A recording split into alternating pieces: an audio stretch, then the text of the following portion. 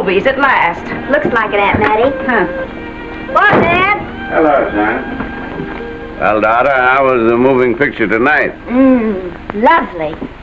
Mice, that's what it was. Just a lot of mice. There wasn't anybody killed in the whole thing. No, well, then I'll stick to these. These don't talk. And that big cluck Norman Maine was in the picture tonight. Never does anything but kiss a lot of girls. Norman Maine is one of the best actors in pictures. You and your movies, that's all you think about. You shouldn't be allowed to go to them at all if you're asking me. Too bad I was so busy in the kitchen. I didn't hear anybody asking you. Hello, Granny. Hello, darling. Well, of course, no one ever listens to me. They do if they're within 10 miles of you. Gadding around picture shows. House all cluttered up with movie magazines. And the other day, I caught her talking to a horse with a Swedish accent. Now, sis, we're only young once, you know. Ah, Hollywood. You'd better be getting yourself a good husband and stop mooning about Hollywood. Do you know what she wants to do? She wants to go to Hollywood. I've known it all along. I've seen her making faces in the mirror and talking to herself. That's what comes of your movies. Why, what would you do if you did go to Hollywood? I'd be an actress. I would, I tell you. I've always known I could. Guys, wouldn't it be wonderful to have a movie star in the family? Oh, Miss Blodgett, may I have your autograph? You may not know it, Alec, but you're practically on your way to bed. Oh, Miss Blodgett, you're my favorite actress. Won't you tell me the secret of your success? Oh, let me alone. I asked her, what's come over you? I'll tell you what's come over her. She's just a silly little girl whose head has been turned by the movies. And the sooner she forgets the whole thing, the better off she'll be. Why will I be better off? What's wrong with wanting to get out and make something of myself? What do you do that's so much better?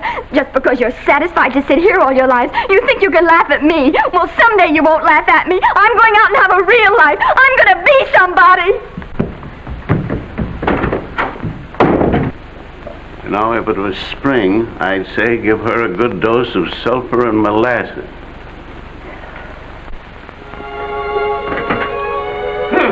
I thought I'd find you. Oh, stop that. Now stop crying. That isn't going to do you a bit of good. Oh, I'm crying because Aunt Mattie and Alec make me so mad. Oh, Alec and Aunt Mattie. Fiddlesticks. They're not important. You're the only one that counts. Esther, everyone in this world who has ever dreamed about better things has been laughed at. Don't you know that?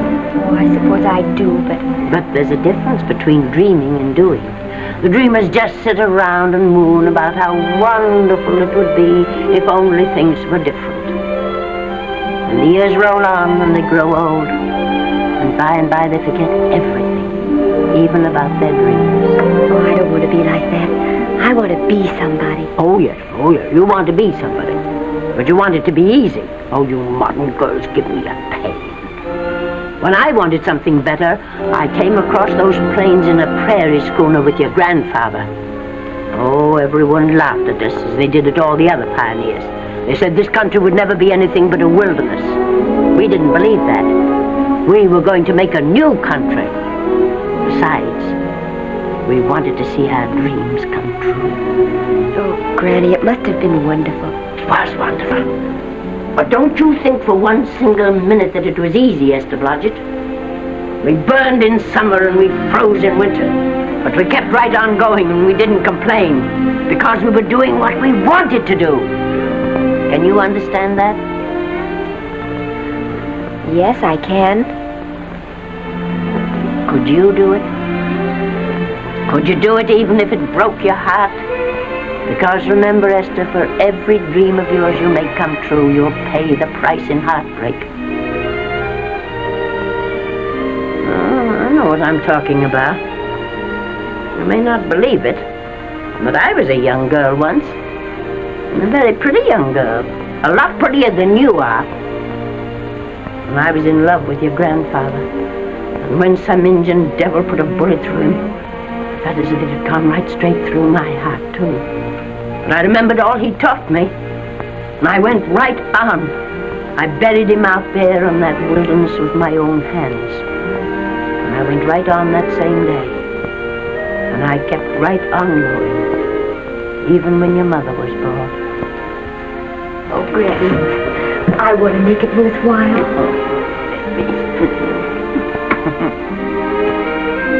You know, Esther, there'll always be a wilderness to conquer. Maybe Hollywood's your wilderness now. From all I hear, it sounds like it. But if you've got one drop of my blood in your veins, you won't let Mattie or any of her kind break your heart. You'll go right out there and break it yourself. That's your right. Here. Oh, here. Stop that nonsense. Here. Take this and go to your Hollywood. Oh, I can't take your money. Well, why not? It's your savings. Well, I was only saving up for my funeral. Now I don't think I'm ever going to die. Oh, Granny, how can I ever thank you? By giving me your word of honor that you'll never tell a living soul where you got that money. I promise. Remember, if you do, I'll have you arrested for robbing me.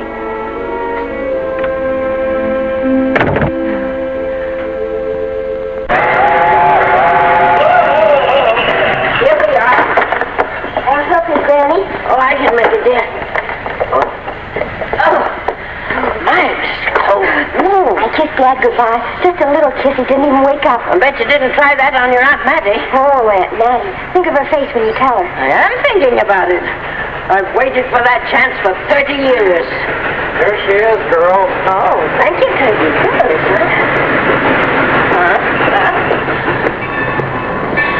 Well, come on. Here's your prairie schooner.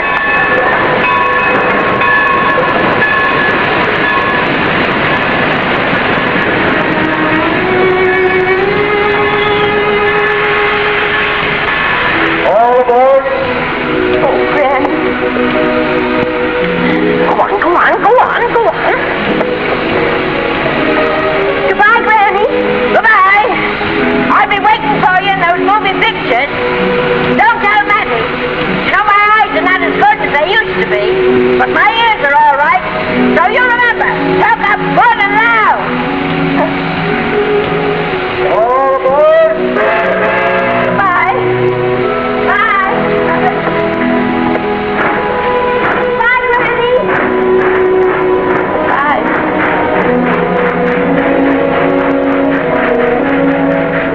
You want to go home now? I don't want to, but I will.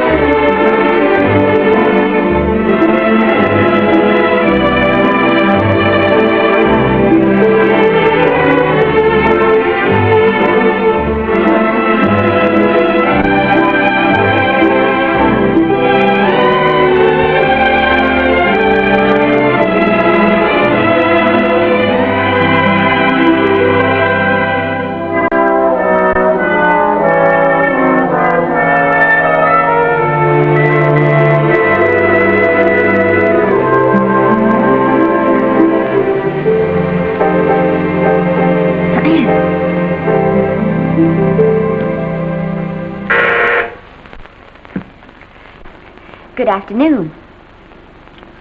Day, week, or month? Well, it's a little hard to say. You see, I'm going into the movies. Well, you better take it for a week. It'll break your jump to Beverly Hills. Are all the studios really near here? All except Gaumont British. I suppose the best way to get a job is to go straight to the studios, isn't it? Mm-hmm. I haven't any illusions, you know. I'm perfectly willing to begin with a little bit of a part, or even as an extra. $6, please, in advance. Oh.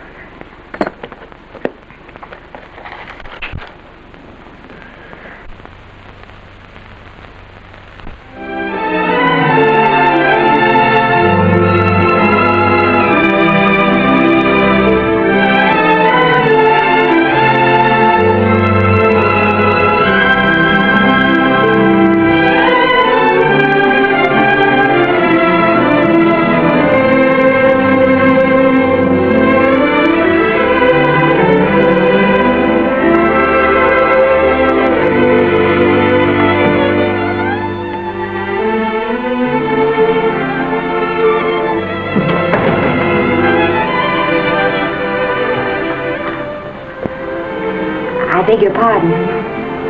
I'd like to register for extra work. How long have you been in Hollywood? Well, it's about a month now. We haven't put anyone on our books for over 2 years. Come here. I'd like to show you something. Casting, try later, casting, try later, casting. Every time you see one of those little lights flash, it's somebody asking for a job. Every time you hear them say try later, it means there isn't any job. You can't keep the girls at the switchboard long, they go crazy. Every one of those little lights thought it was going to be a star. You still want to go in the movies?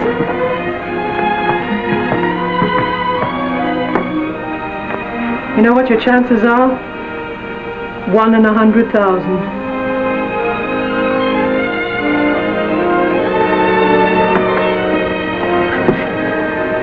But maybe I'm that one.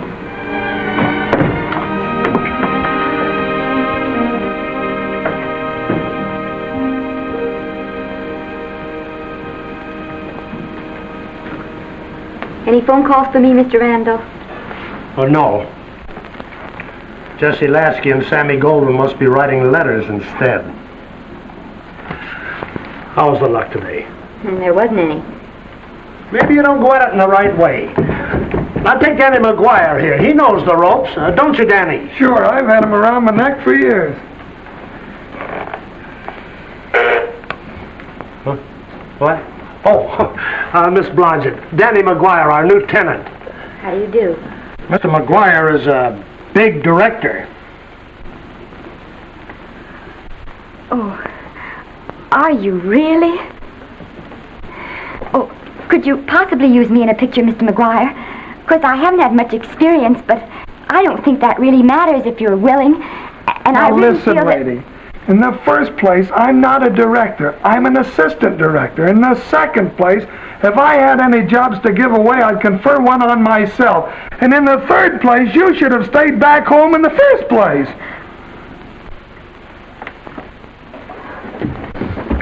Oh, now look what you've done. Hey, wait a minute. Hey, don't be that way. Don't do that.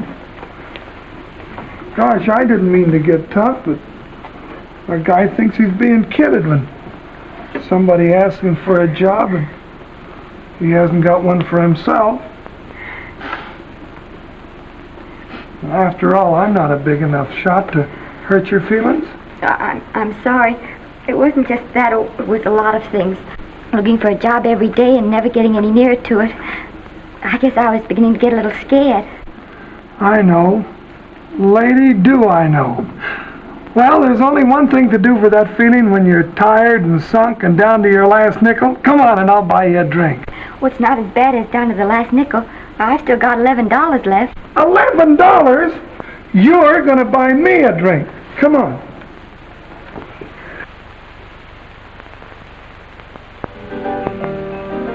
That's right, George. There's nothing like a little rum to take away that milk flavor.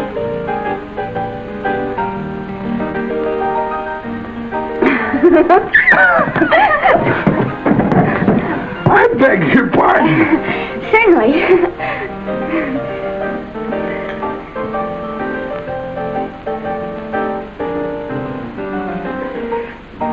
when I sign my contract, the first thing I'm going to do is see that you direct every picture I'm in. That's my pal. Of course, I'm going to be perfectly nice about it, but I'll just insist. Now that's the way to talk. Don't let them lick you. Oh, I should say they can't lick me. If they try anything like that, well,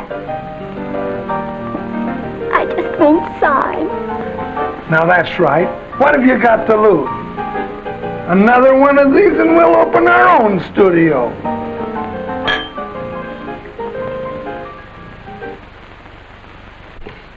Bill rendered $24. Past due. Remit without further delay. Me.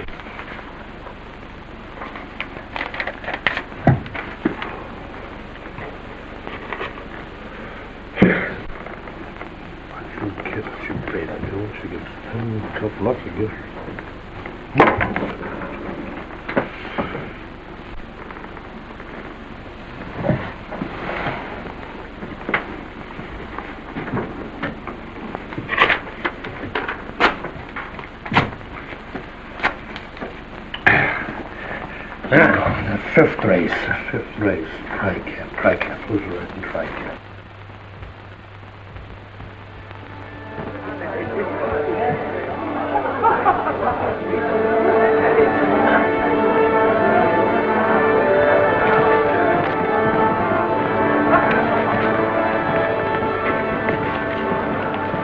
Hey, the program's going to be swell tonight. Now, you take this fella Beethoven. I'm a pushover for him. And Chopin, well, he's not so dusty either. But I kind of wish that once in a while they'd play something you could sort of go out whistling, you know, like blood on the saddle, blood on. Well, there's a tune. Hey, why don't you throw your hat in the air or something, can't you? This is a celebration. My job starts tomorrow. I know it does, and I think it's swell, Danny. Gee, I wish you were in on it, too. But, oh, no, it would have to be a war picture. One of those big novelty numbers, a war picture without any beautiful women at the front. Oh, well, something will happen soon. Maybe. Why don't you go home, kid? Oh, Danny, I can't do that. I came here, and I've got to stay. Well, now, if it's on account of money, I can... Oh, thank you. You've given me enough already. Anyhow, this is no time to be worrying. This is a party. Look at all the people. Everybody in the world. Look. That's Norman Maine.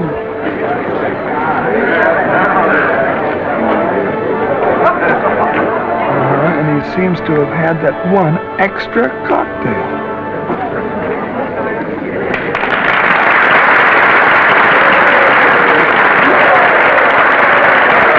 Oh, thank you. Sit down, you dope. That's for the orchestra leader.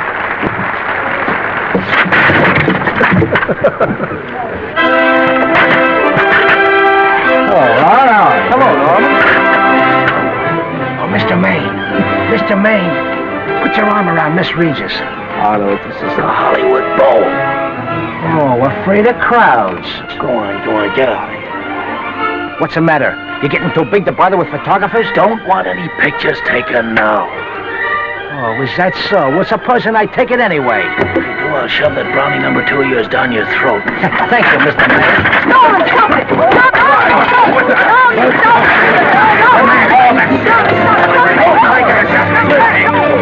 Take it easy, Mr. Mayor. Calm down. Normie, come back and sit down. Everybody's laughing at you.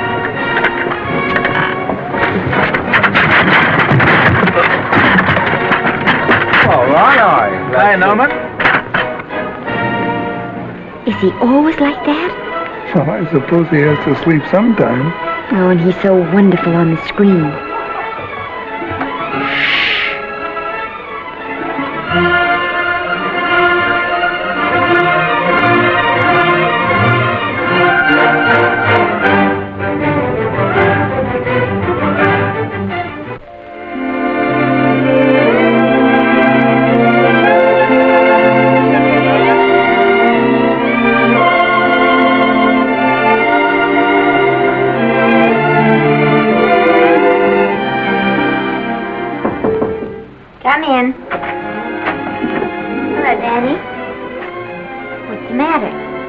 Well, believe it or not, I got a job for you. Danny, that's wonderful. When do I go to the studio? Well, you don't exactly go to the studio. Oh, it's on location. Well, it's not exactly on location. But of course, I haven't any makeup. Will you tell me what to get and sort of help me put it on? Well, you don't exactly need any makeup. You see, it's not really a picture job. It's being a waitress. Oh. Well, it's kind of a picture job if you look at it right. You said it was a waitress. Well, it's waitressing for Casey Burke, the big director over at our studio. He's giving a party tonight to kind of celebrate on account of finishing the picture, and he wanted me to get him an extra waitress, and it's $5. And I thought of you right away, Esther. That was awfully sweet of you, Danny. Well, there's going to be a lot of big people at Burke's house tonight, and I'll bet you there's any number of big directors, and if you're there, maybe they'll notice you. I could make them notice me. Sure you could, Esther. It's your chance. My chance. All right, Daddy, I'll do it. Oh, but I can't. I haven't got the right things to wear. To wear? Oh, here.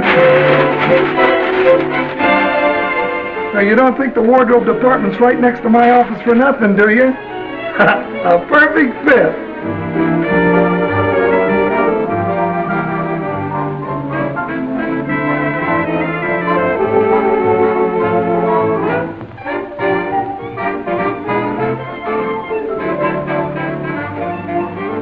Did you get to the preview last night? I did.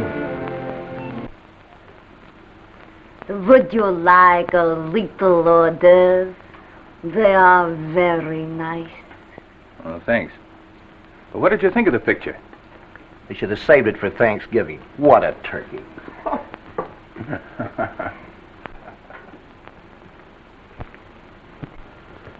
Will you have some hors d'oeuvre? You do like hors d'oeuvre, don't you? I don't think there's anything so enjoyable as hors d'oeuvre before supper, and these are rarely delightful.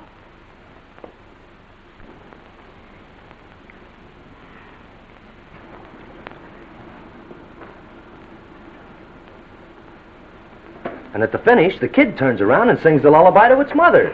Pardon the big boys, but would you like a little hors d'oeuvre?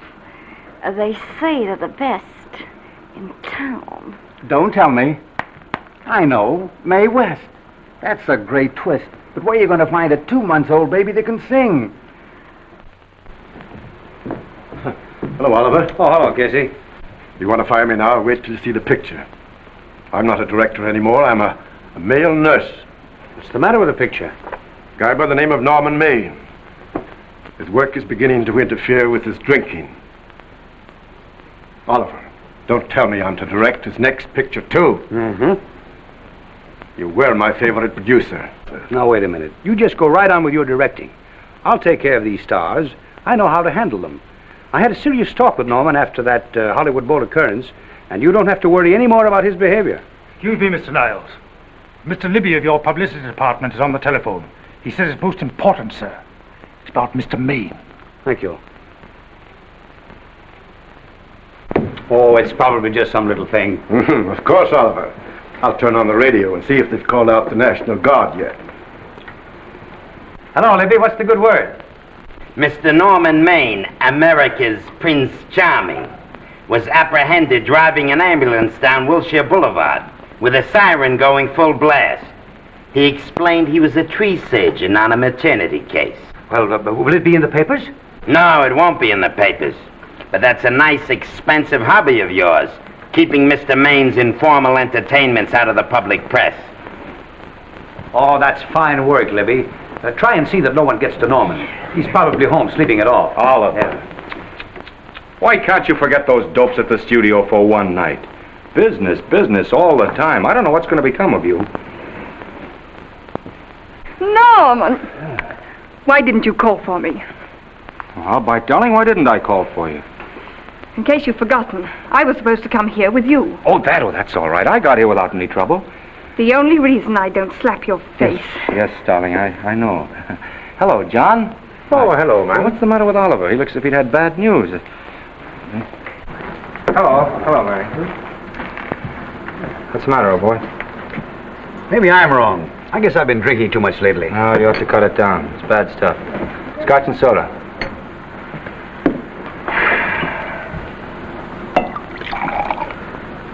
Come on. The word, you know, is pronounced when. Bad dialogue, Oliver. I'd rather not watch this. You know best. Soda. Thank you. Oh. Go ahead and say it.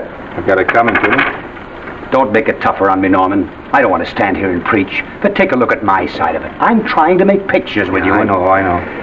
Costs are going up, and the grosses are going down. No, it isn't that. I've made lots of money with you, and I can afford to take a loss. But I hate to see you going the way of so many others. Why don't you get Lloyd's to insure you against me? You can't get insurance against a man forgetting who he is. You're a great star, Norman, but there's nobody so big that he can afford to have people refuse to work with him. Who doesn't want to work with me? You... Quiet. Listen, I know plenty of people who do. Yes, and so do I. But your real friends can't stand seeing you start to fall apart. What do you mean by that? The first signs are always the same. Not being able to remember your lines. Cameraman struggling to cover your hangovers. And all because you have to have a good time. Every day and every night. Listen, I've warned you for a long time, Okay, Norman. Oliver, you're a swell guy. You won't lose any money on me, I'll promise you that. I'll be ready for the curtains when the time comes. When it does, here's my epitaph. And now I think I'll, have a little drink. Scotch and soda.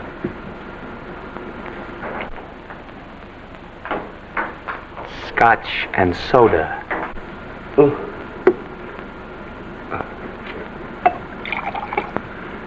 Come on. A little soda? Caviar? No, thank you. Yes, pardon me.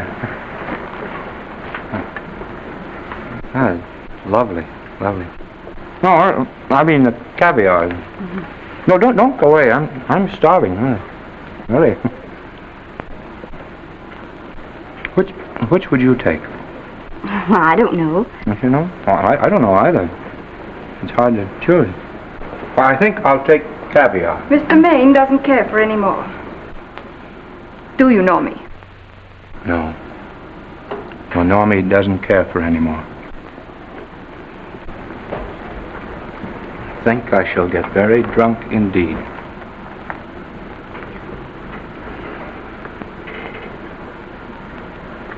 Scotch and soda. Sorry, I had something.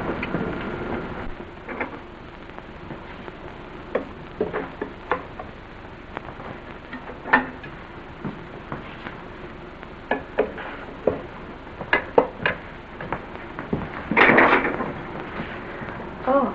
Mind if I help?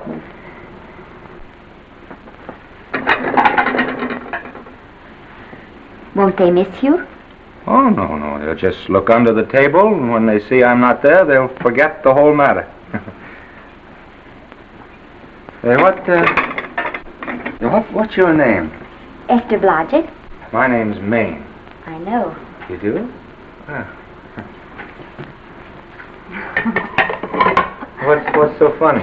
I was just thinking about all your fans and how surprised they'd be to see you here helping me put plates away. Oh, they don't know my finer side. They'd be pretty envious of me, meeting you this way in person. Oh, how do you do? Well, tell me, are you disappointed? Yes. Oh, now you've done it. Oh, never mind that. That makes the room look lived in. Tell me, why are you disappointed? I was sitting behind you at the Hollywood Bowl the night you didn't want to be photographed. Yeah. I'm told I crept into many a heart that night. Oh, I can never explain this. You know, you have very pretty hair. You better get out of here. And a sensitive mouth. And a charming little Precisely why are you here instead of with the rest of the guests? I'm just trying to be helpful. I see. Are you sure there's no other attraction? Well, it might be that my old mania for putting plates away is coming back on me. It's rather odd. I always know where I can find you, if there's a pretty girl around. It's not only odd, it's embarrassing. You're being deliberately insulting, Norman. I've put up with this for long enough. Dear, don't lose your temper. Remember, we must try to keep the voice low. I know you'll excuse us if we go on with our work.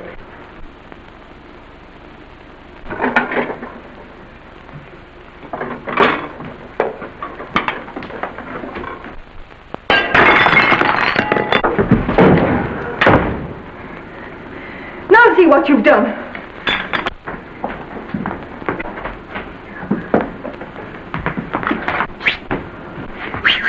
Come here. Help me up. Are you hurt? No more than usual. Come on, the wolves are on us. We gotta get out of here. Oh, I can't. The dishes aren't finished. Oh, yes, they are.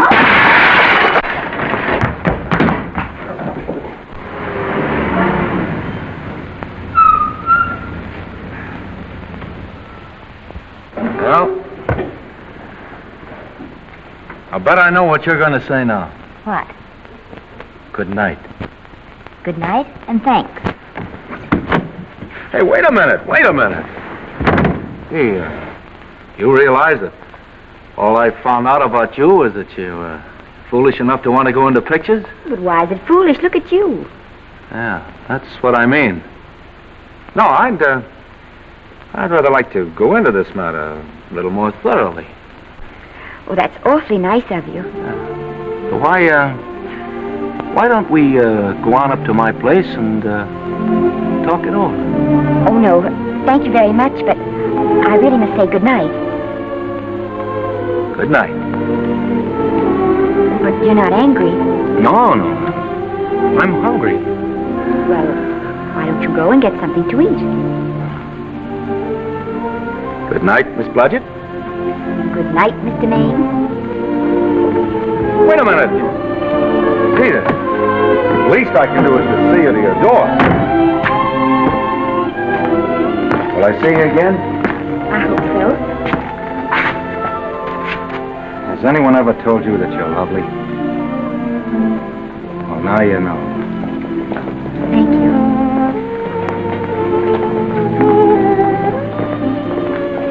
This is hard to say, but I want to say it anyway. You know, on the screen, in private life, you know. But whatever I do, I still respect lovely things. And you're lovely.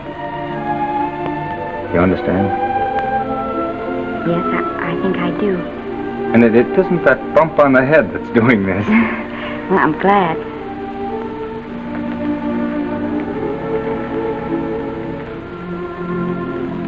Good night. Good night.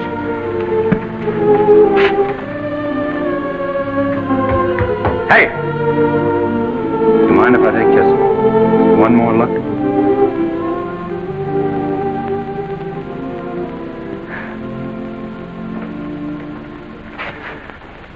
Go away. Quite impossible.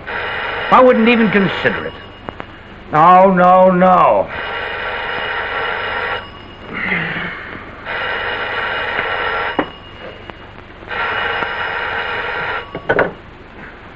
Hello? Who is it? Who? Norman? What have you done now?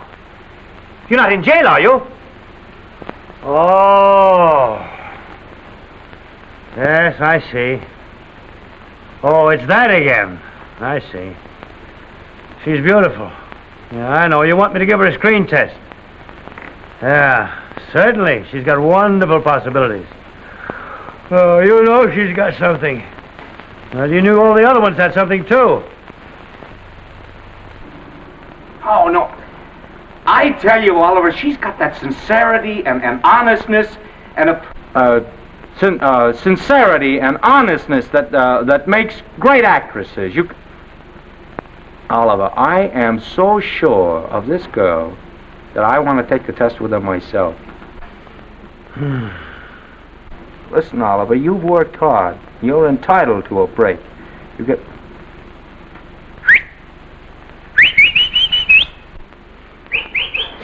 Yes, I heard you. Anything. Yes, sure. Yes. Oliver, look, you try to get a little sleep now, old man. Right. All right, boy. Good night. Let's go. Let's go. Now tell us.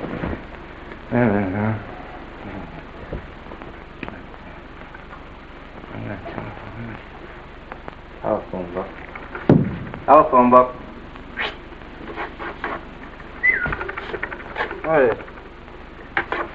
Telephone. Hey, Olive, telephone book.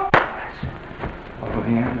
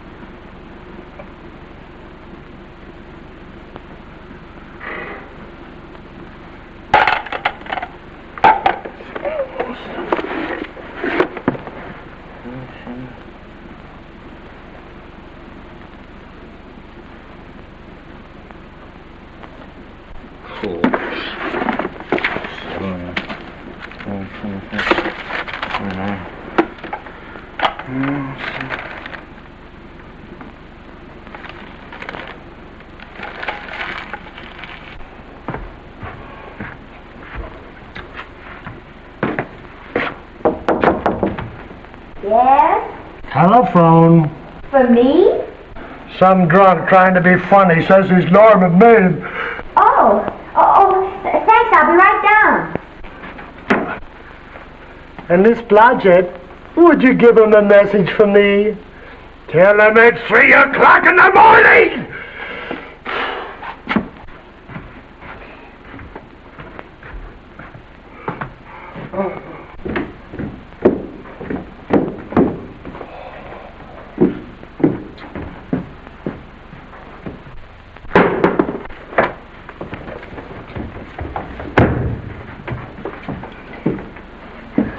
Hello? What?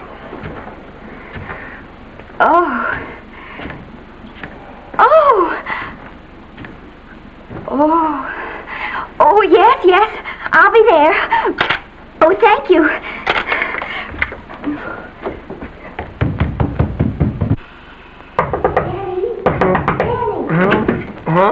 Daddy, what do you think? I'm going to take a test tomorrow and Norman Maine's helping me do it. I'm taking one, too. Garble's assisting me.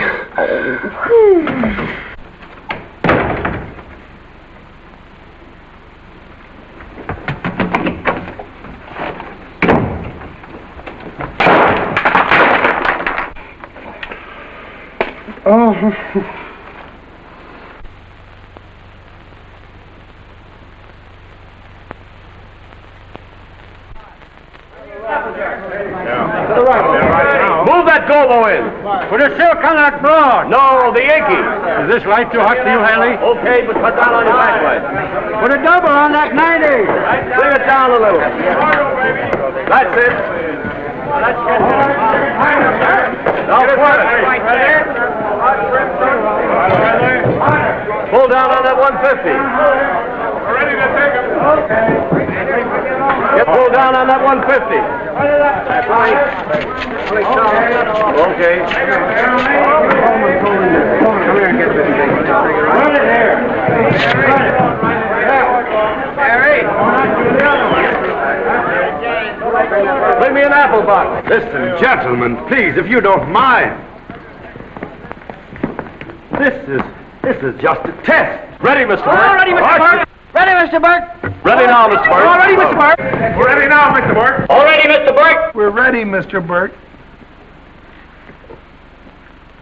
All right, let's take it. Quiet! Quiet! Quiet! Quiet! Quiet! Quiet! Ready, Norman? Yeah. You ready, miss, what's your name? You'll soon know your name, Esther. The whole world's going to know it. But I'm so scared. Maybe I better not try it today. Oh, come on, now don't be foolish. They all had to go through this. Harlow, Lombard, Myrna Loy, and now Esther Blodgett. All right. I'm ready. This is the take. Roll 'em. Quiet. Hey!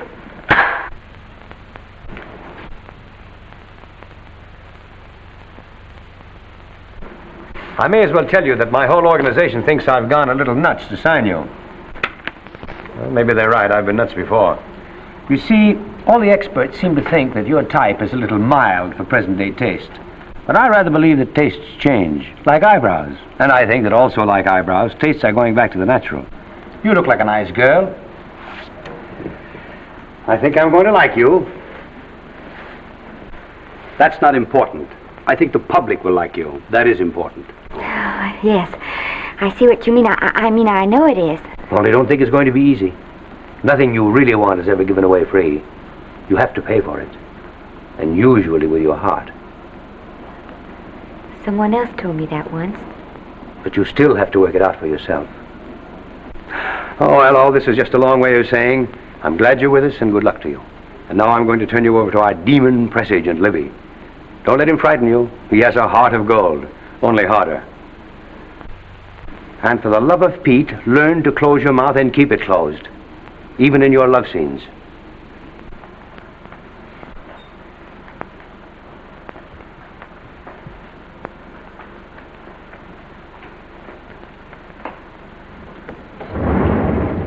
Are you a Russian?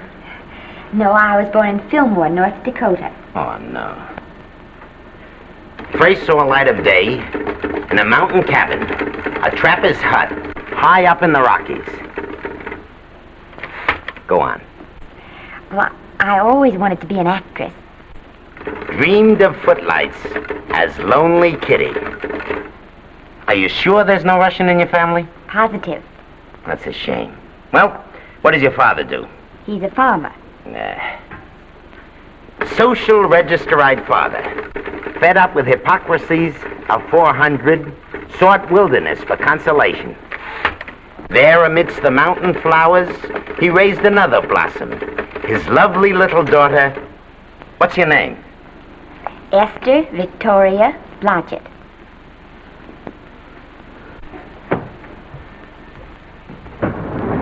Greatly appreciating your attention in this matter, very truly. Do you know what her name is? Esther Victoria Blodgett. Hey, we'll have to do something about that right away. Esther Victoria Blodgett. Well, that Blodgett's definitely out. Let's see, Esther Victoria, Vicky. How about Vicky? Oh, I think that's terribly cute. Let's see, Vicky. Vicky what? Vicky, pronounced Vicky. See, Esther, Besta, Sesta, Desta, Festa. Oh, that's very pretty. Jesta, Hester, Desta, Lester. Vicky Lester. Oh, I like that. Say it. Vicky Lester. Say it again. Vicky Lester. Say it again. Vicky Lester. Say it. Vicky Lester. Say Vicky Lester. Vicky Lester. Vicky Lester. Vicky Lester. Vicky Lester. Vicky Lester. Flash! Oliver Nile Studio discovers new starlet, a Cinderella of the Rockies. Her name is Vicky Lester. Those who have peeked tell me she couldn't be more divoon. The face of an angel and such natural talents. Her voice is a symphony. Her very walk, they tell me, is enough to drive men mad. Not that way. Get the lead out of your feet. Lift them up.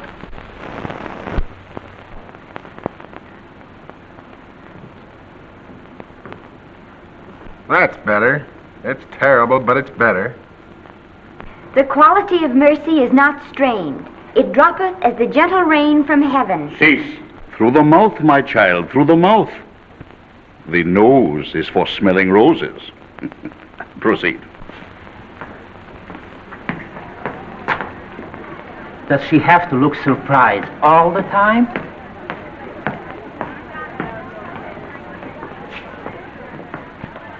Anyway, it's just a rough sketch. Pretty small mouth, eh? Oh, well.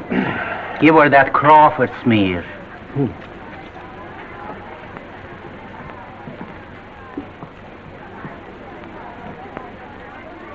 This'll give her that Dietrich. Yeah.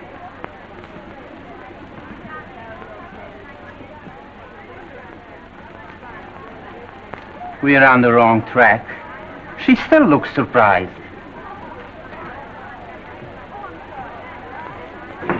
Listen, dress people. We're shooting on the set this morning, not in the commissary. Now, come on, snap into it. Acme Trucking Company? No. Mr. Smith is not in.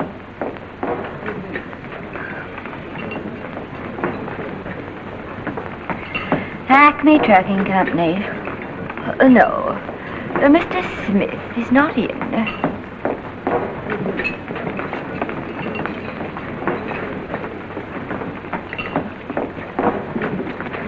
Good morning. What can I bring you, Mr. Maine? That just shows how long you've been here. Naval bless you. How soon are you and I going to be married, huh? I don't know. You'll have to ask my mother.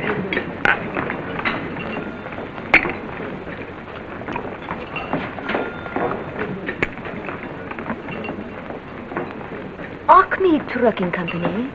No, Mr. Smythe is not in. Acme Trucking Company? No, Mr. Smith is not in. Acme? No, Smith ain't in.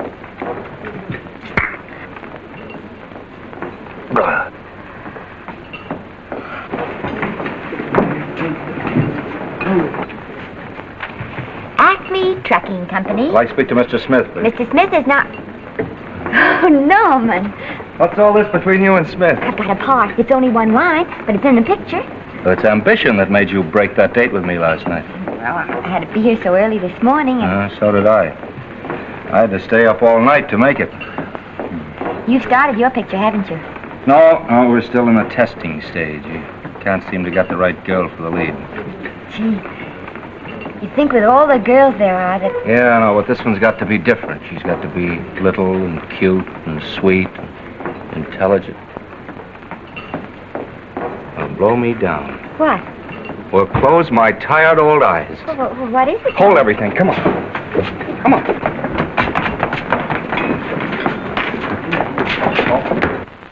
Had you been through the whole casting directory? I work day and night, Mr. Niles. And I'll work with her, Oliver. And I can be mean or nasty or anything you want, Mr. Niles. If she clicks, Oliver, you've got a star overnight. Okay.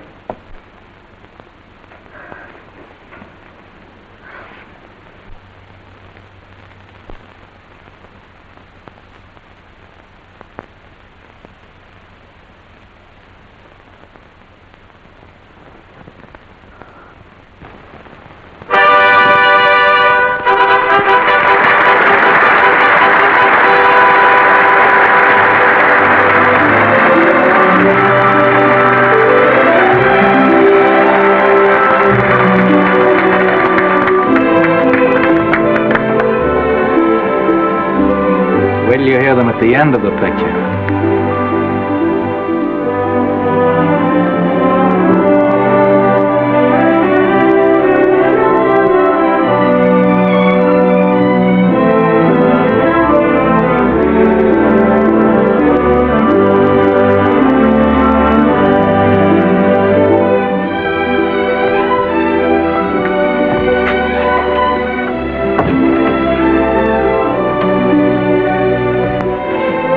Do you think we were noticed? By no one. They're much too busy playing at croquet. I've loved you all my life. But we only met 2 days ago. That's when my life began.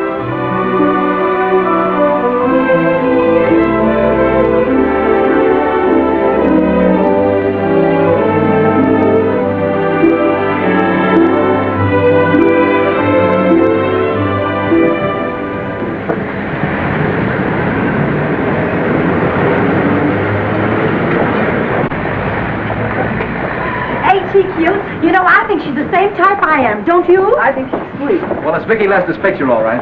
I think she was much better than he was. These producers are so horribly dumb. They won't know how good she is. Well, maybe it's because she's a good girl. No, Maine's not so bad, but it's Vicki Lester they'll go to see. Isn't she, darling? I think she's the most precious little thing I've ever seen. The knockout, Libby. You might mention that when you write your review. That Lester kid's a gold mine. Didn't you like Norman Maine? Was he in it? Libby, I'm afraid we have another hit. Huh? It's in the bag, neatly tied up with beautiful pink ribbons. Say, where are Norman and Vicki? I don't know. I thought you had them. I wish they'd come. We're having a party at the Trocadero. Isn't it thrilling running away from people? Norman, it's so exciting, So new. A star is born. Come on, run.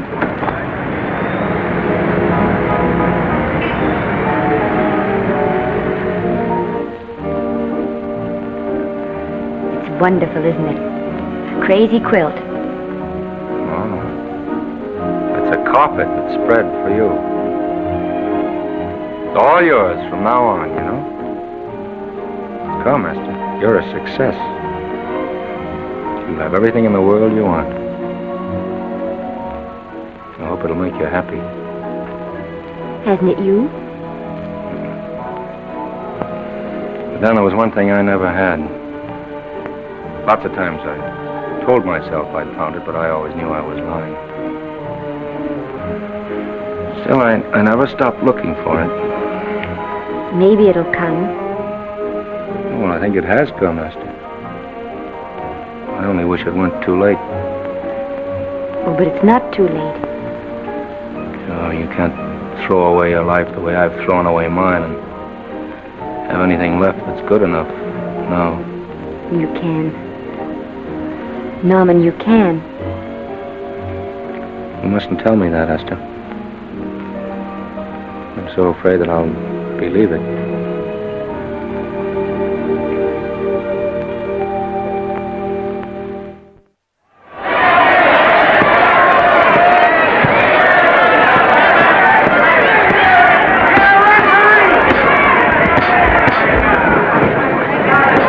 Gotcha. Shoot your right. Swell, isn't it? Lovely. What's Gotcha getting? Wait! Don't you hear me, Gotcha? Shoot your right!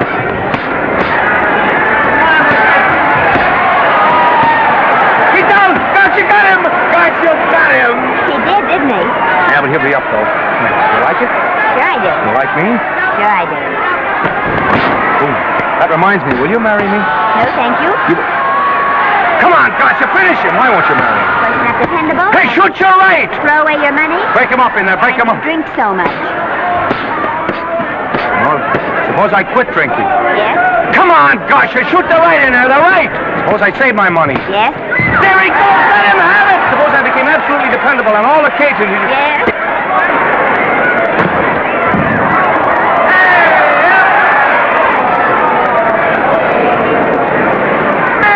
Gotcha, he's got him! He's got him! He certainly did. Come on, boys, get out of that.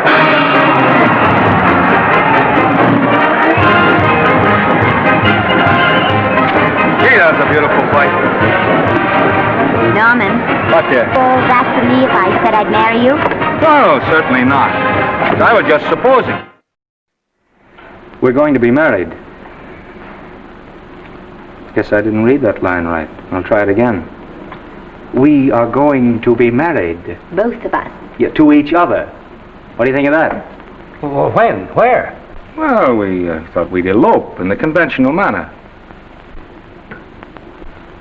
What's the matter? It's trying to decide whether it's good for the studio. Is it? It is. And bless you, my children. When's it going to happen? Oh, we thought we'd just sneak out sometime. We're not telling anyone but you. Listen to this. The screen's ideal romance blossomed into breathtaking reality today when Vicki Lester and Norman Maine, America's dream lovers, slipped quietly through the portals of holy matrimony. How does it sound? Horrible. But you see, we're going to elope. Sure you are. It'll be the biggest elopement this town ever saw.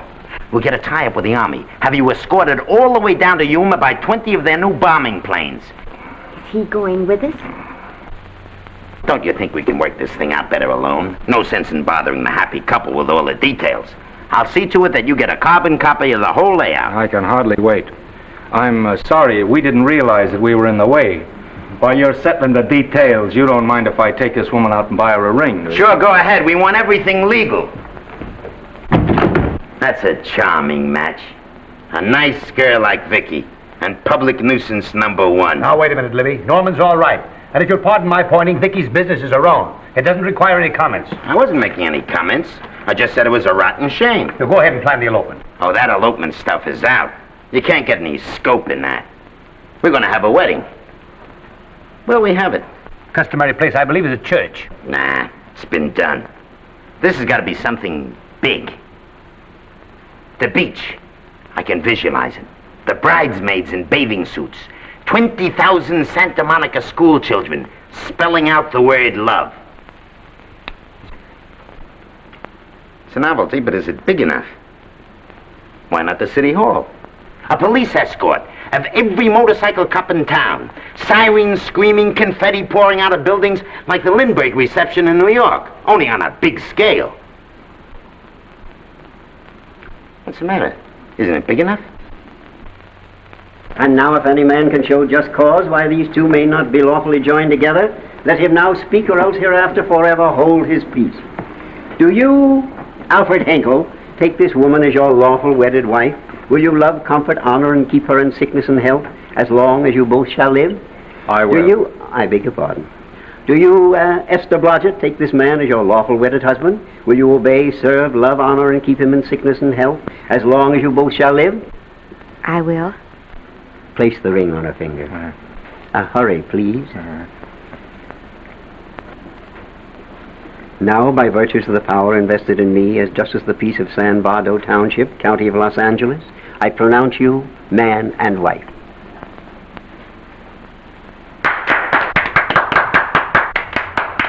Quiet! And now I must exercise my prerogative of office. I hope you'll be very happy, Mrs. Henkel. Thank you. Thank you, sir. Oh, Thank Danny. you very much. Now, if you'll please sign the license. Oh, yeah. You know, Mrs. Henkel, I can't help but believe I've seen you somewhere before. Oh, really? Well, I believe this is the first time I've ever been in San Vado. You know, your face is familiar, too, Really? Mr. Henkel. There you are, sir. Thank you very much. Oh, Here's your thank receipt. You, sir. Thank you. Goodbye. Goodbye. See you again. Yes, goodbye. No, I don't mean I'll see. No. Yeah, I think you got by with it. But it was close. That JP was just beginning to remember where he'd seen us. Well, anyway, we got away from Libby. Hello, Toots. If you will be kind enough to glance between my shoulder blades, Mr. and Mrs. Henkel, you will find there a knife buried to the hilt. On the handle are your initials. Lovely to have seen you, Libby. Hold it, wait. Hold it, Danny.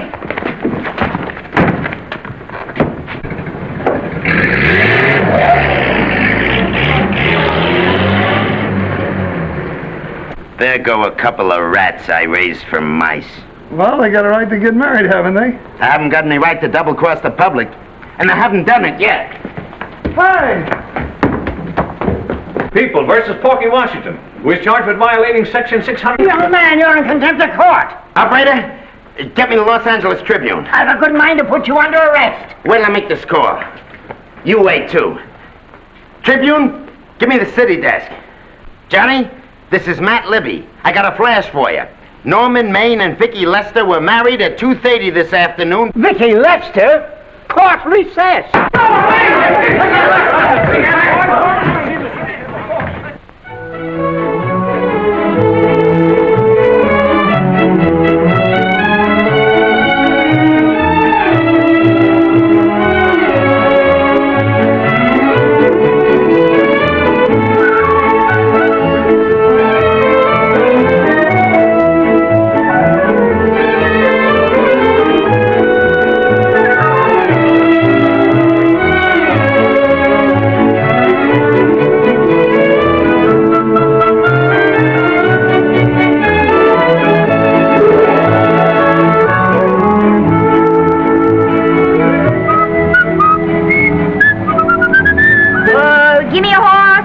big horse, a great big buckaroo, and let me wahoo, wahoo, wahoo!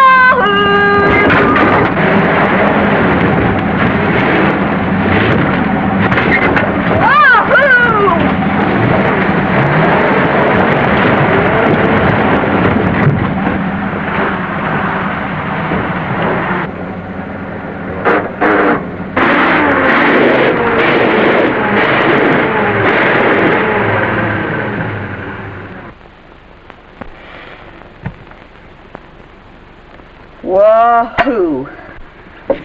Hey, wahoo.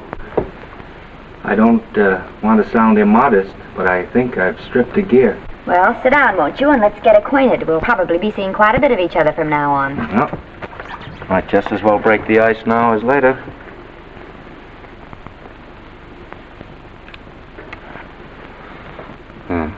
Now we're old friends. Say, have I got time for a shower before dinner? Plenty, if you can find a shower. I never can remember where that thing is. Does it pull out or slide under? Here, I think I can find it. No, it's the linen closet. Here it is. Nice work. Oh, half the time those things are just luck. I'll see if I can disinfect this steak.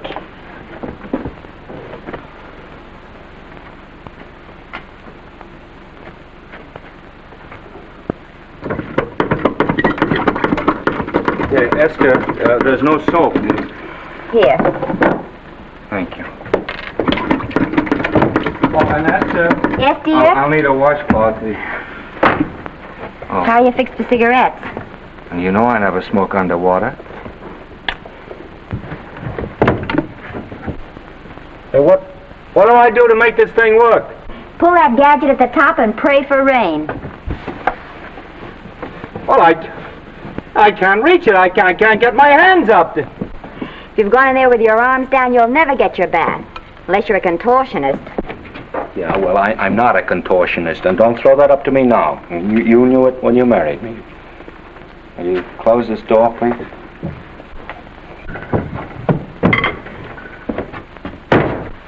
Thank you.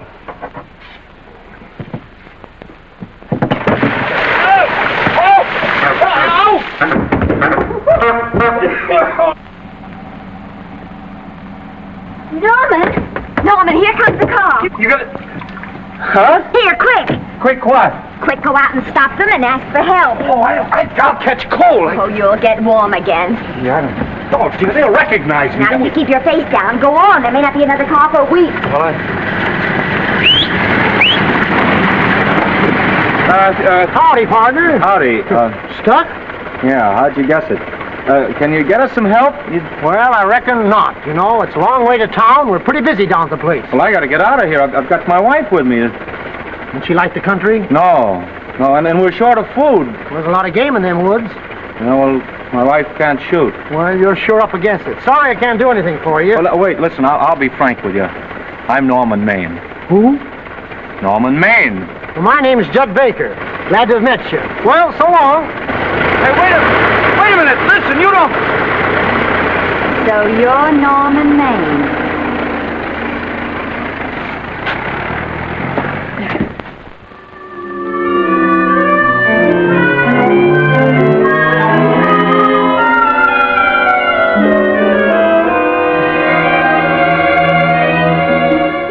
I got my prestige to look out for. I'm supposed to be the best publicity man in the racket, and they laugh themselves sick when I even try to get a decent mention of Maine. Yes, I know how sensitive you are, Libby, and I don't like to see your feelings hurt. Thanks, boss. Now, Vicky, there's a dish for free space. But if Maine swam across the Pacific, the papers would keep it a secret. Well, the exhibitors don't like him, the critics don't like him, the public don't like him, and I don't like him. Who likes him?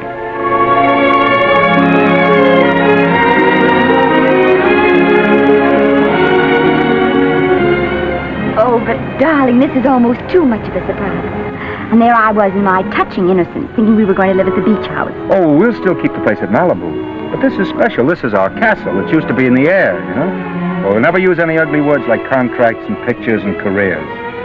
When we come in those gates, we'll check the studio outside. Come on, I got another little surprise for you.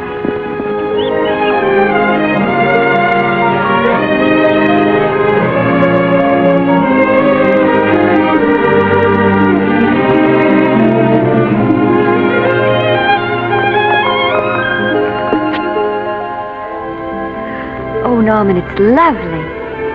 So are you lovely. The whole world's lovely. Hey, hold it!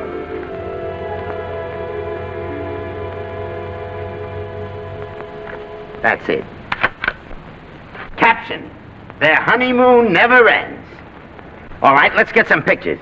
Now, if the bride will sit here and the groom stand behind her, we'll have something unique. Now let's go after something different. You sit down and she'll stand up. Pretty radical, isn't it? Yeah, but in a nice way. Okay, Otto, fire. Caption: their honeymoon begins anew. Ah, the producer. Caption: their honeymoon ceases abruptly. Hello, Oliver, glad to see you. No, I'm glad you're back. Thank you. Vicky, how well you're looking. Hello, Oliver. Am I interrupting? Yes, thank you. Just want a couple more pictures. That's enough of both of them. What they're asking for is exclusives of Miss Lester. Alone. Oh, I see. Well, come on, Oliver, let you and me get exclusive. See you later, Vicky. Oh, don't worry, Otto. My camera smashing days are over. Yeah. They ain't your only days that are over. Oh, hold that, Miss Lester. Gorgeous. Well, Oliver, how's the dividend situation? Very pleasant. I think we'll show $2 million on the next quarter. Oh, good. Smart move of mine to sell my stock, eh? Oh, well, when you need money, you need it. Well, some people save up for just such an event. You know, there's bound to be a rainy day occasionally. Yeah, but as a citizen of California, I've always refused to admit that. Yes, I know, but still it does rain. Well, anyway, you can thank me for some of those dividends of yours. Mm-hmm. Oh, can't you? Oh, sure. That was a little too quick, Oliver. Matter of the Enchanted Hour was a smash hit, wasn't it? Well, it made Vicky a star overnight. Yes, it should have. What about me? Oh, let's talk about business at the office, Norman. Beautiful pool you have here. Beautiful. Oh, now let's talk about it here. Didn't they like me? Well, maybe the part wasn't just right. It was the best part of the year. Look, Oliver. You think I'm slipping? Can you take it? Yeah, go ahead. The tense is wrong. You're not slipping. You've slipped. Oh, my fan mail's still big. Norman. Fans will write to anybody for a photograph. It only costs 3 cents for a stamp, and that makes photographs cheaper than wallpaper. But every 25 cents they pay for a theater ticket buys them the right to be a critic. And your last few performances, Norman, have not pleased your critics. You remember I told you I'd be ready for the curtains when the time came? Here it is. Let's call off the contract, no hard feelings. We're not quitting, either of us. There's no explaining these things. We've all seen how the public turns. Maybe we can turn them back. I've got a swell script lined up for you. About Esther. If you think that I'm going to get in her way... Well, as a matter of fact, as it happens, there's no part in this story for her. I'd more or less planned to star her in a picture of her own, with that young Pemberton opposite her. He's coming along nicely. Good for young Pemberton. All right, Oliver. We'll make a try at it. Let's hope it's not too late.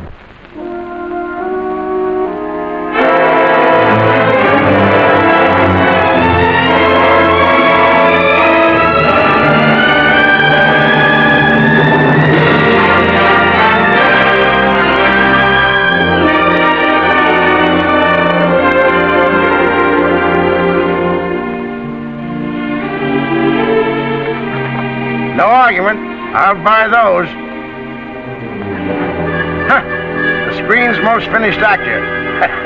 I'll say he's finished. He keeps them away in droves.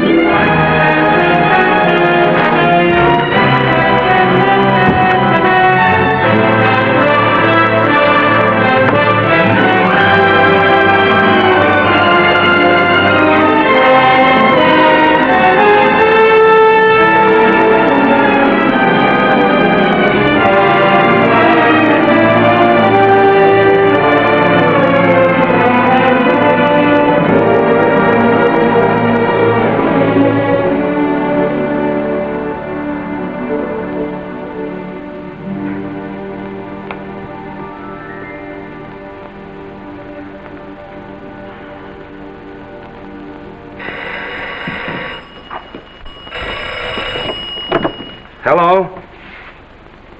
No, Miss Lester isn't home as yet. No, I'm not the butler. But I can take a message just as well as he can, honest. Oh, is that you, Norman? Swell. Listen, Norman, this is Artie Carver. Hiya, kid. Swell. Say, I hear you're through with Oliver Niles. Is that on the level? Oh, please, Artie, I'm not news anymore. Forget it. Say, what kind of a settlement did you make on your contract? Give me a figure so I can do a story on it. There was no money involved. We just called it quits. Okay, I'll fill in my own figure. Say, by the way, I've been trying to get an interview with Vicky for 2 weeks, but she's always busy. How about you giving an old pal a break by speaking to her for me? Sure, I'll ask her. Swell. So long.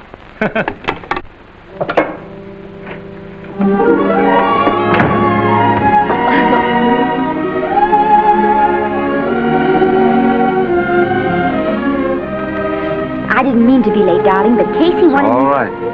You're here now. What's new today? Nothing. Haven't been out of the house.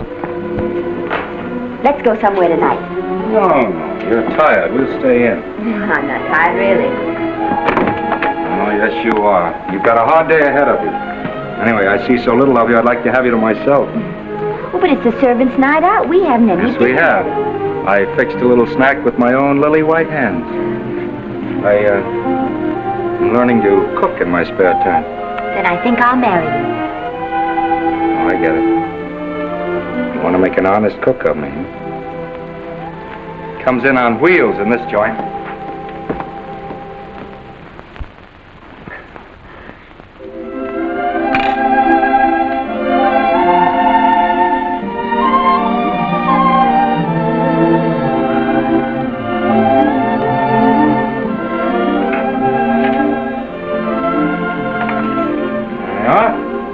How's it look? Wonderful. Huh? That's what I thought. Now then, don't be formal, just pitch in. Yeah?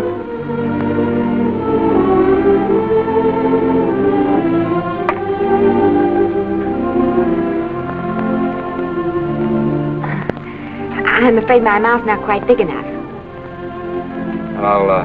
I'll measure it next time and make them to size. A little hard to lift, too. In fact, I think I'll take those measurements right now.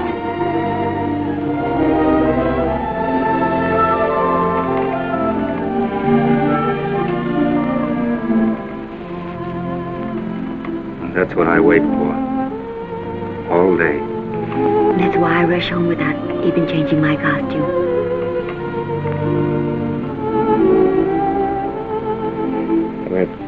We're forgetting that we're hungry. Would you like a sandwich? Thank you. I still have a little work on this one.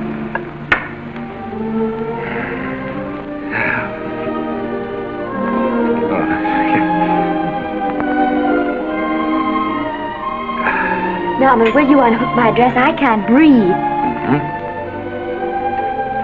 You know, all the time I thought it was the kiss that made you breathless. A lot of hooks, hmm? Uh-huh. Why don't you have a zipper? That's a good idea. You got it? Yes.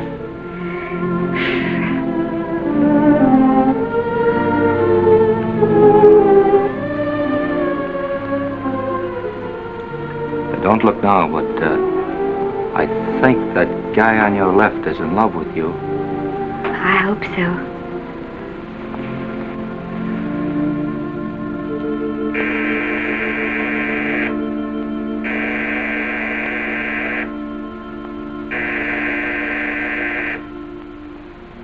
It's the doorbell. Is it? Maybe they'll go away. Oh, I never do at a time like this. Just a minute, dear. I'll be right back.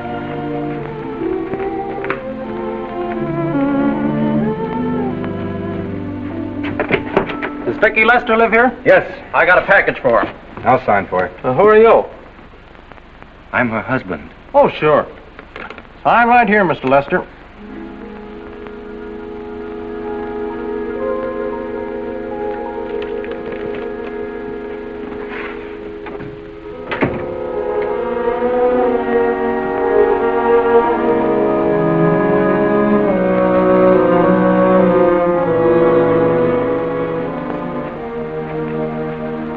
package for you. Oh, by the way, I forgot to tell you, they want you for a benefit to Shrine Auditorium next Wednesday night. I told them I'd ask you. And, Oh, darling, I don't want to hear about that now. Well, you better wait till I finish before I forget them all. The Academy dinner secretary phoned. She wants to know if you want a table reserved for you. Oh, yes, Artie Carver called and asked if I'd use my influence with you to get him an interview. I told him I'd try. That was all, I think. Oh, Norman, let's don't talk about those things now. We're forgetting the wonderful food you prepared. Well, I'm not very hungry now. I think I'll fix me a little drink. But Norman.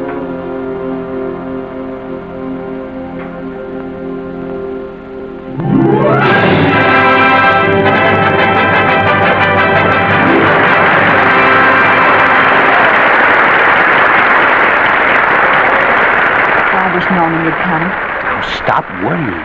And think how nice that statuette is going to look on your mantelpiece. Do you suppose anything's happened to him? But of course not. He's just been held up in traffic.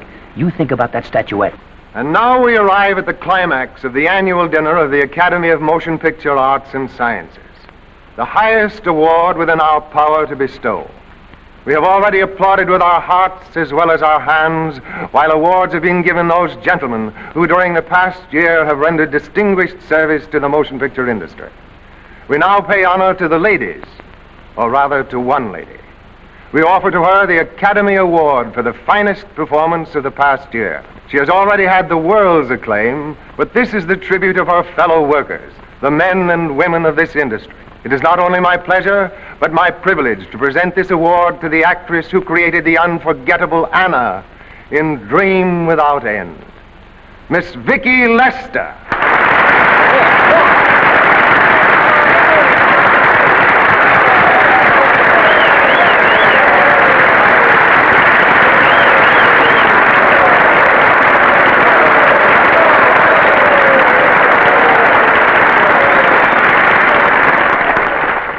What more can we say, Miss Lester? This says it all for us.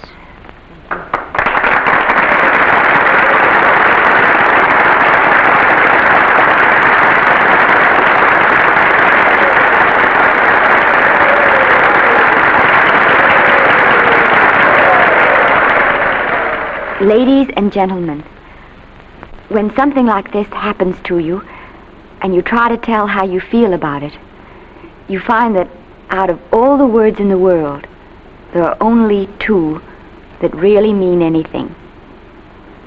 Thank you. All I can do is to say them to you from my heart. All I can do is to keep on saying them. Hey, that's fine. Oh, this thing. That's a very pretty speech, my dear. Very pretty. You said the right thing. I want to be the very first one to congratulate you on that valuable little piece of bric-a-brac. Now I want to make a speech. Gentlemen of the Academy and fellow suckers, I got one of those once for a best performance. They don't mean a thing. People get them every year. What I want's a special award, something nobody else can get. I want a statue for the worst performance of the year. In fact, I want 3 statues for the 3 worst performances of the year, because I've earned them. And every single one of you that saw those last masterpieces of mine knows that I've earned them. Libby, start the music. What I'm here to find out is, do I get them or do I get them? Now answer yes or no.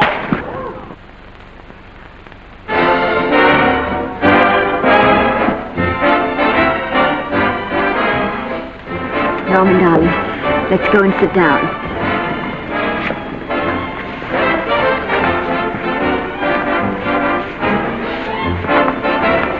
Come on, Norman, sit to that.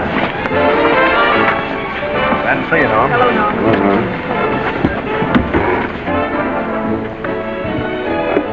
Well, Norman, how are you?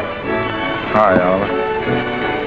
My dear, do let me congratulate you. You must be terribly proud and happy tonight. Thank you.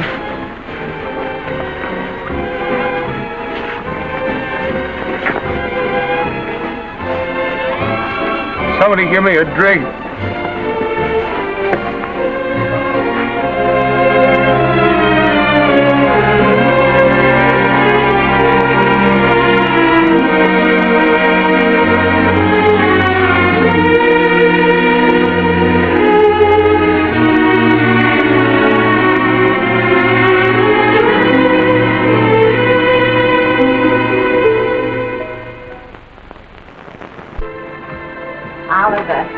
Nice of you to come to my dressing room. Vicky, how are you? I've missed you. Everyone's missed you. Have a nice trip. Well, a 3-month tour of the theater circuit scarcely comes under the head of pleasure.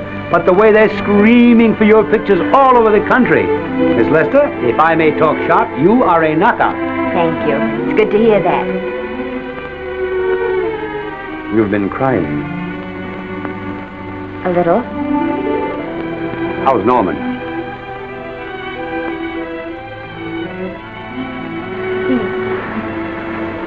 Well, he's trying awfully hard, Oliver. Letting Norman leave this studio was the hardest thing I ever did. There was nothing else I could do. I know. Has he been... Is he all right? He's gone to a sanitarium. He really wants to stop drinking. And I think he could only... Well, perhaps if he could start working again, it would be some encouragement. Oliver, could you do that? Yes. Oh, thank you. But he mustn't ever know I told you. He won't know, and you mustn't worry. I want you to keep up your good work in this picture. I'll try, Oliver. That's the one thing I can do for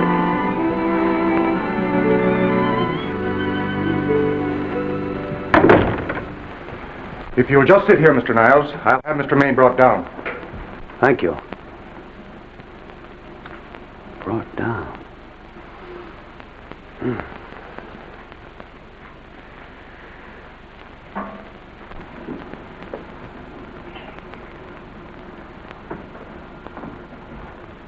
Hello, Oliver. Welcome to Liberty Hall. Hello, Norman.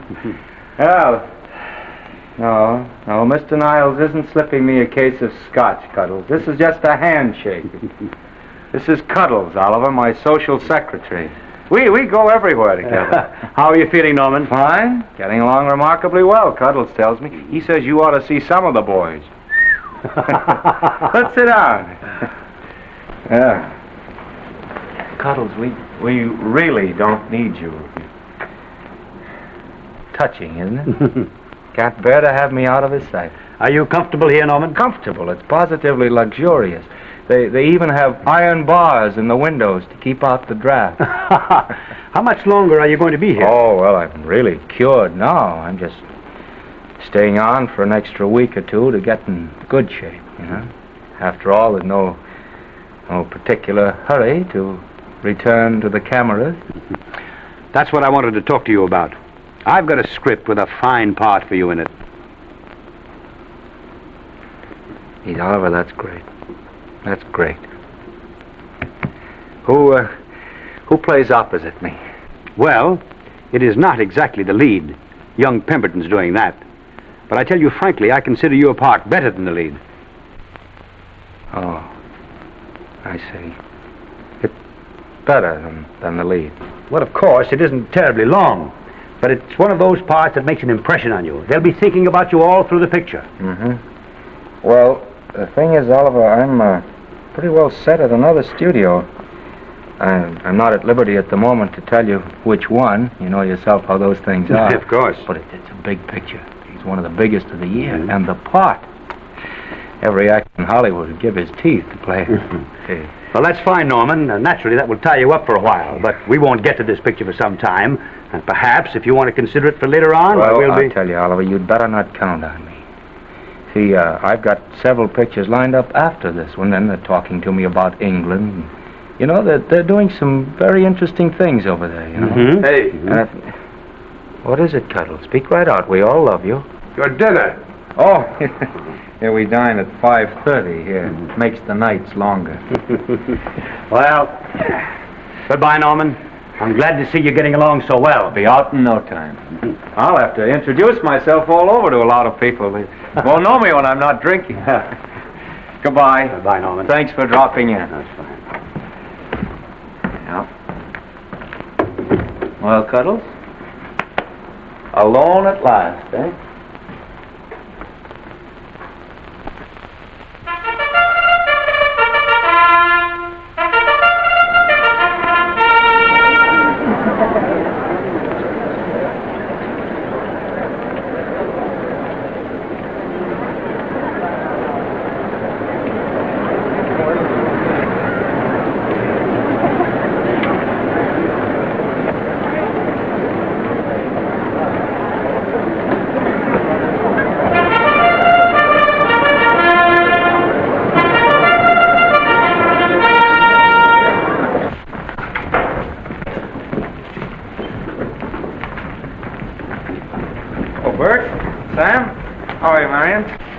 Hello. Hello.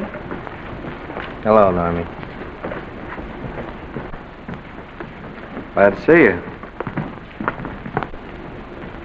How I hate to run into these has-beens.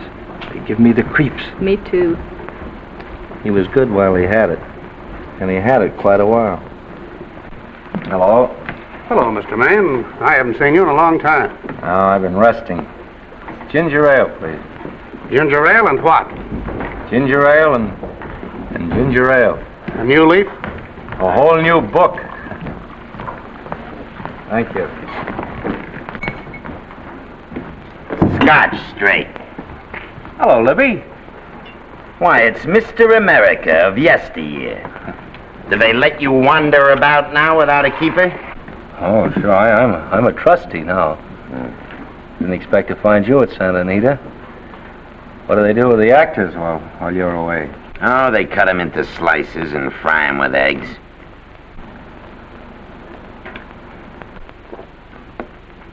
I suppose you'll be here all the time, now that you've retired from the hurly-burly of the silver screen.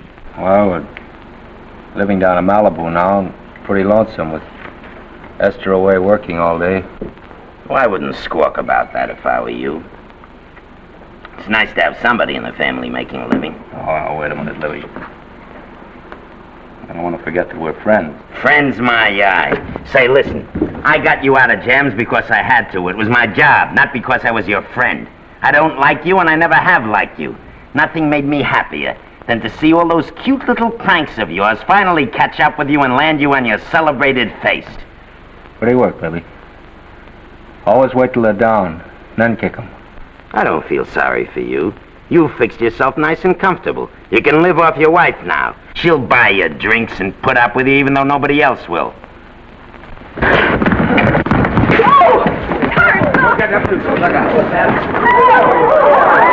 No, he's just we're drunk again. Yeah, come on, drunk. Hey, wait a minute. Come on outside for you wives. I'm Norman Maine. Well, that's not my fault. Oh, don't bother to toss him out.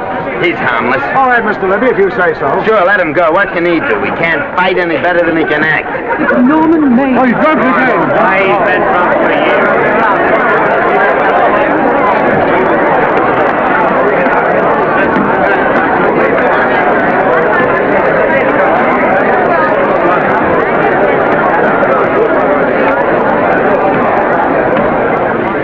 Give me a scotch.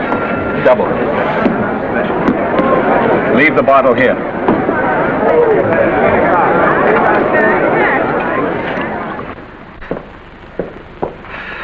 Vicky, you'll be ill. Why don't you try to get a little sleep? But he's been gone 4 days. 4 days and not a word.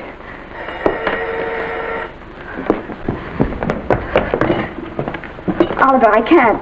I just can't. Hello? No, this is Oliver Niles speaking. What? Where? Thank you. What is it? Nothing. Oliver, tell me. He's in the night court. He's been arrested on a drunk charge. Now, he's all right. He isn't hurt. I'm going right down and get him out. I'm going with you. Vicky, it isn't any place for you, and if it gets in the papers... What do I care about the papers? I'm going with you.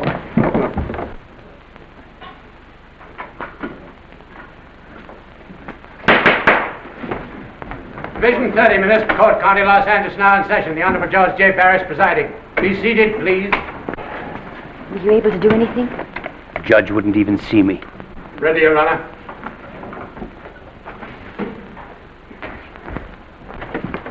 I want to advise you that you're entitled to be represented by counsel, to be confronted by the witnesses that may testify against you, to compel witnesses to attend on your behalf to a public and speedy trial by the court or by a jury, and the right to be admitted to bail. Call the first 5.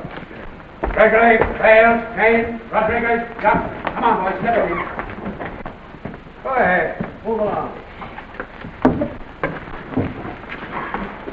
William Gregory. Yes. Plain drunk, picked up at 5th in town. Asleep in the gutter. 14 similar offenses in the past 6 months. Still at it, Gregory. How do you plead? I don't feel so good. I didn't ask you how you feel. I asked you how you plead. Guilty, I guess. When did you get out the last time? Just before Christmas. Well, I'm sorry you'll have to miss New Year's, but you'll be out in time for Washington's birthday, 60 days. Milton Rails. Plain drunk, picked up on Brooklyn Avenue, given treatment at receiving hospital, then removed to jail. How old are you, Rails? 17, sir. Did you take a good look at those men in the cell with you last night? Yes, sir. And have you taken a good look at yourself this morning? Oh, no, sir. I suggest that you do. $5 or 2 days. Sentence suspended. Oh, Judge, Alfred Henkel, more commonly known as Norman Maine. Drunk and disorderly. Cracked car into tree at Sunset and Coronado. Evidently been drinking for days. Resisted arrest and injured one of the arresting officers. How do you plead? Guilty. You're Norman Maine, the actor, aren't you? You've come pretty low, haven't you? There isn't a man here who's had the advantages you've had. Look what you've done with them. You're nothing but an irresponsible drunk, driving about the streets with the power to inflict death or injury on innocent people. I think we'd better deny you that power for a while. 90 days in the city jail. Please wait.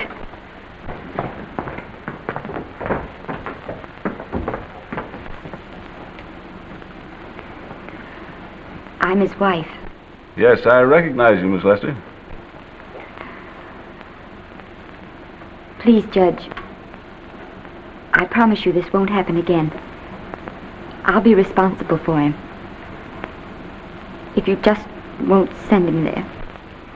You realize that this man, when drunk, is obviously a menace to public safety? And you realize, too, Miss Lester, the responsibility you'll be assuming to this court and to the Commonwealth? I do.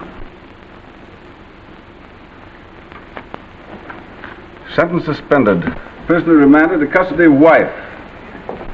Thank you. You can get him at the jail entrance, madam. Jose Rodriguez. Plain drunk, picked up at 1st and Main, second offense. How do you plead? I think I'm guilty, Your Honor. 60 days.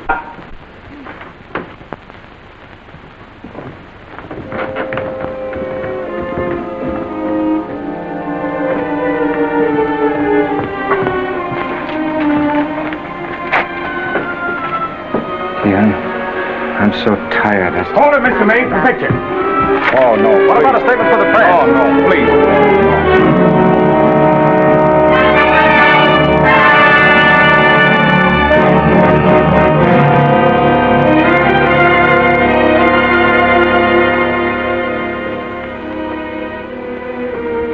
He's still asleep. He's been asleep nearly all day. It's the best thing for him. It's awful to see this happen to someone you love. And know in your heart that it can't get any better. I only know that all I can do now is stay with him and try to help him.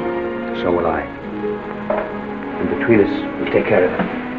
You're very fond of him, aren't you, Oliver? And I'm very fond of both of you. Then I know you'll understand what I have to tell you. And after what happened last night, I think you already know what it is. I can't do any more pictures. I'm going away for good with Norman. But you can't do that, Vicky. You're at the very peak of your success, and you've worked so hard to achieve it. That's what's been wrong. Oh, I've thought it all out. Maybe if I hadn't been away from him so much, last night and what went before, it wouldn't have happened. Oh, I know it's too late to think about that now, but it may not be too late to go away with him and start over somewhere. It's your life you're giving up, Vicky. so I can try to give Norman back his. Can you honestly tell me I'm wrong to do it? No, Vicky. I cannot honestly tell you that. Then there'll be no more Vicky Lester.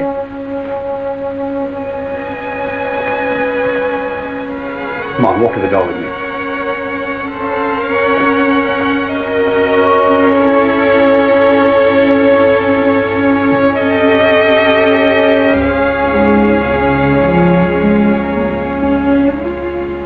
Goodbye, Vicky Lester. You were a grand girl. Good luck, Mrs. Norman Maine.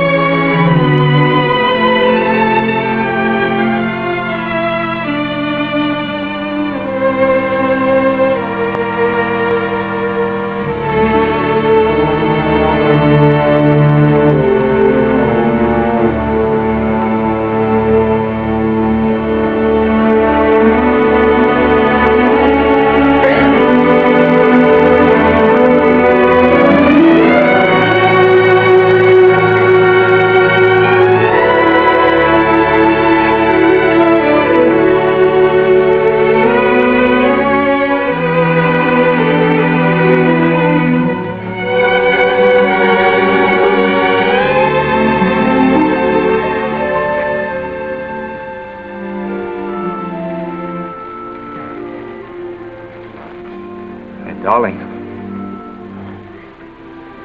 this is Maine coming in to apologize again. I'm sorry, dear, but it isn't you. What other troubles have you got? None. I was just playing a scene with myself. Now look, I'm just coming out of the jitters and you're just going into them. This is a swell household. Isn't it? I'll tell you what we'll do. I'll promise to brace up if you'll go on the wagon. I guess I have been drinking too much. You know what I'm going to do? I'm going to be an athlete. You mean with great big muscles and everything? Well, roughly speaking. Gonna join the YMCA? It costs too much. I'm going wading out in our front yard. Now? Sure. Would you like me to go with you? Sure, if you'd like to. No, me. I don't think I will. It might spoil this beautiful, natural wave. Yeah, I guess that's right. But, darling, look, could you have a hot toddy, some hot soup for me when I come back? Some hot soup? Yeah, and I'll make some of those nice sandwiches. Normie, do you have to?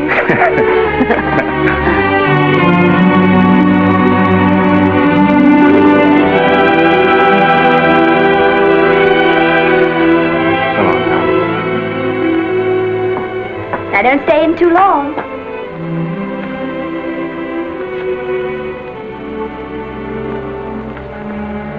Hey! You mind if I take just one more look?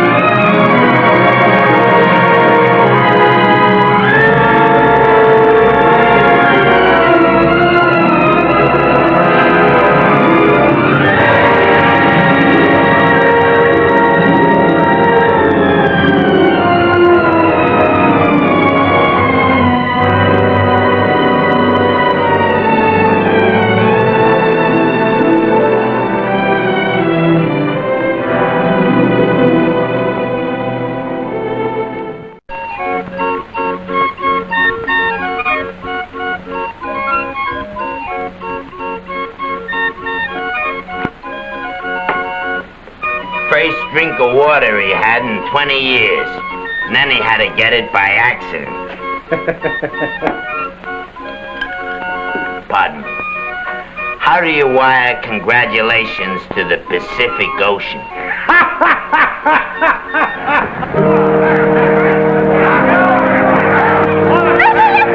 Oh, you can't see her face!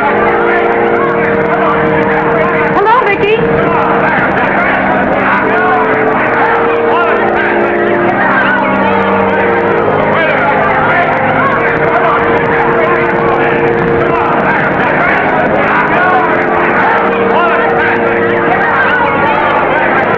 Get away, can't you? Come on, Vicky, let's see your face. Vicky, will you sign my book for me? Write this is Norman May. Don't you care, Vicky, you get over it.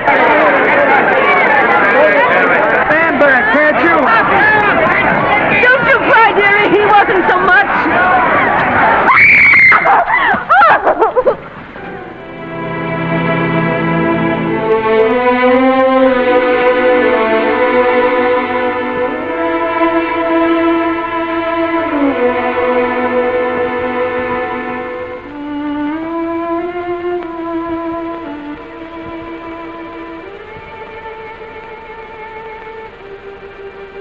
Do you mind if I take just one more look?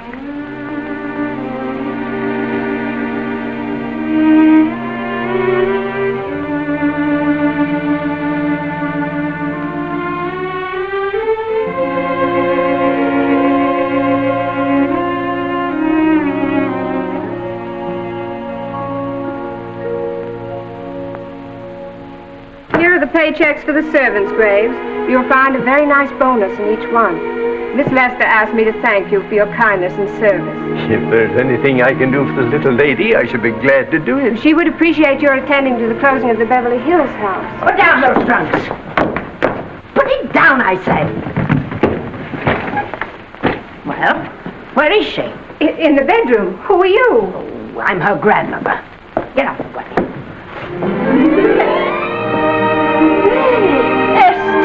Granny, darling.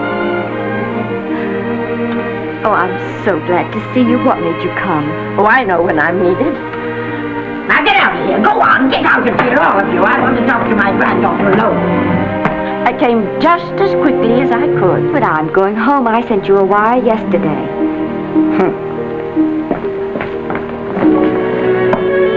Sit down. Is it true that you're going to quit the movies? I never want to hear them again. What are you running away from, little girl? I'm not running away. It's just that I can't go on. My heart isn't in it anymore. Once I told you, if you get what you want, you have to give your heart in exchange. And you said you were willing. Do you remember? I remember. It seems to me that you got more than you bargained for. More fame, more success, even more personal happiness. Maybe more unhappiness. But you did make a bargain. And now you're whining over it. I don't think I'd feel so very proud of myself if I were you, Esther. I'm not, Granny. My mind's made up. Well, then I'm sorry I gave you the money to come out here. It was just waste. Oh, but Granny... I was proud of you, Esther. I was proud to be the grandmother of Vicky Lester. It gave me something to live for. Now I haven't anything. I know. Oh, I want to be strong, but I can't go on. I can't. You must. Tragedy is a test of courage. If you can meet it bravely, it will leave you bigger than it found you. If not, then you'll have to live all your life with a coward. Because no matter where you may run, you can never run away from yourself. I never knew Norman Maine. He wrote me a very sweet letter when you were married.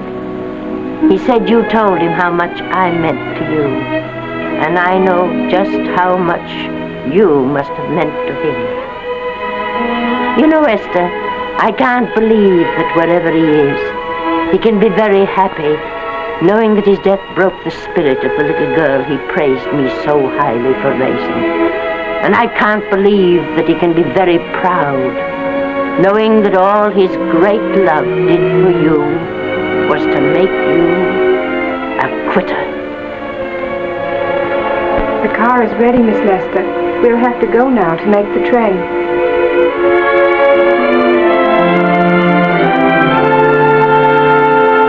Put the car back in the garage.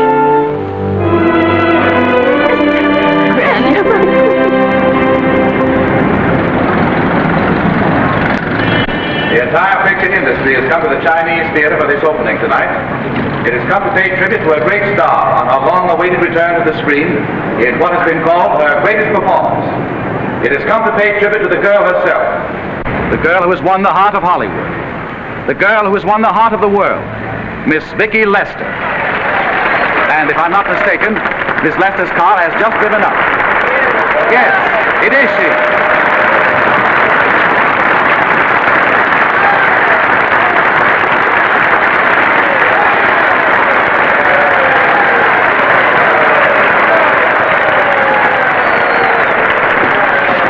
This doesn't scare you too much. I scare very slowly, young man. Just smile, folks, please.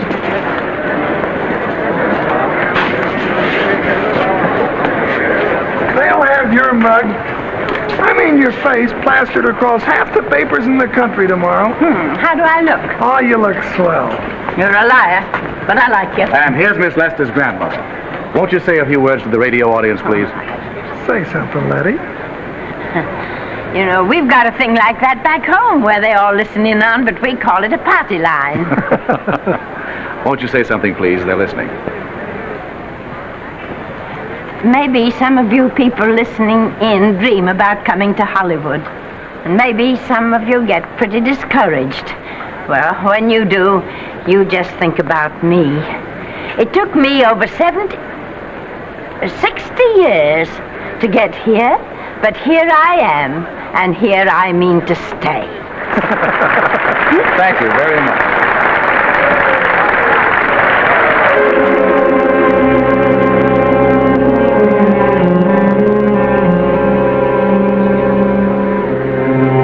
Miss Lester. This microphone is on an international hookup. Throughout the world, your fans are hoping that you'll say a few words to them.